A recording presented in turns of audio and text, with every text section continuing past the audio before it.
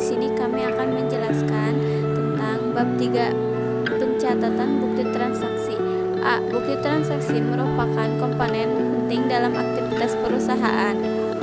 1. Pengertian transaksi. Transaksi dalam perusahaan merupakan suatu aktivitas perusahaan yang berdampak pada perubahan terhadap posisi keuangan atau aset kekayaan yang dimiliki perusahaan. Transaksi yang terdapat dalam perusahaan terbagi atas dua macam, yaitu A. Transaksi interior. Transaksi interior merupakan suatu jenis transaksi yang prosesnya hanya melibatkan pihak-pihak yang terhadap di dalam perusahaan. B. Transaksi eksternal. Transaksi eksternal merupakan jenis transaksi pihak luar perusahaan seperti pihak bank, pemasak, pelanggan, dan lain sebagainya. 2. Fungsi bukti transaksi. Bukti transaksi berfungsi sebagai bukti tertulis atas transaksi-transaksi yang sudah terjadi. Bukti transaksi ini bertujuan untuk menghindari adanya kemungkinan penyelenggaraan oleh pihak-pihak yang tidak bertanggung jawab. 3. Karakteristik keabsahan bukti transaksi. Karakteristik bukti transaksi dalam perusahaan harus memenuhi: A. Keabsahan formal. Transaksi dalam perusahaan pada umumnya dilakukan melalui prosedur yang resmi dalam perusahaan dengan adanya tanda tangan dari pihak-pihak terkait yang memiliki kewenangan atas transaksi tersebut.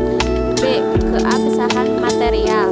Dalam perhitungan bukti transaksi ini, maka proses perhitungan nilai uang dalam transaksi harus dipastikan kebenarannya dan keabsahannya sehingga dapat menghasilkan jumlah uang yang sebenarnya.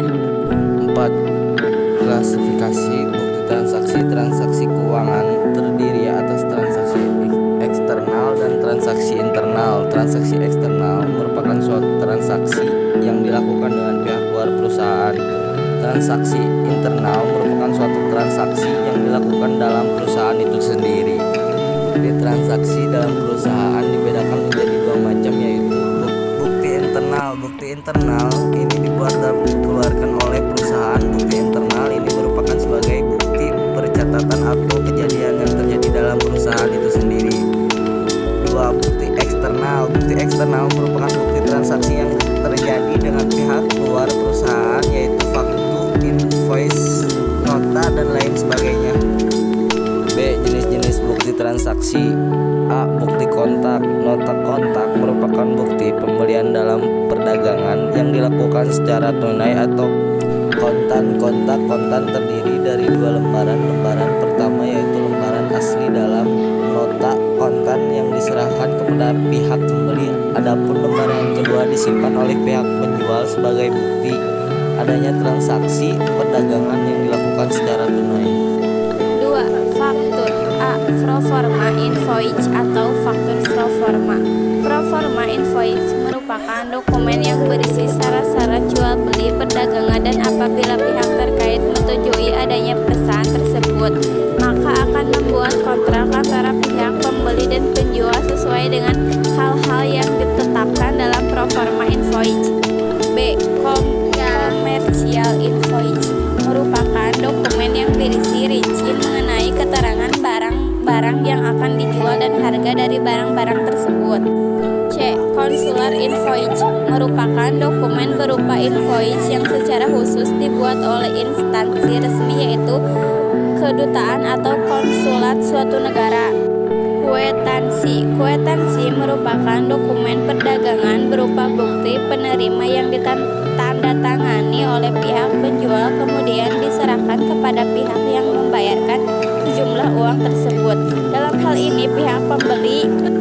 Nota debit merupakan dokumen dalam perdagangan yang berupa bukti perusahaan telah mendebit perkiraan mitra atau langganannya. Nota kredit merupakan salah satu dokumen perdagangan yang berupa tanda bukti bahwa perusahaan telah mengkredit perkiraan mitra usaha atau langganannya.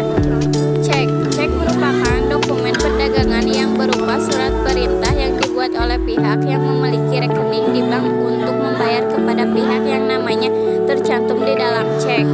Biet giro merupakan surat perintah dari nasab untuk memindahkan bukukan dari bank satu ke bank yang lain dengan tujuan untuk memindahkan sejumlah uang dari rekeningnya ke rekening penerima yang namanya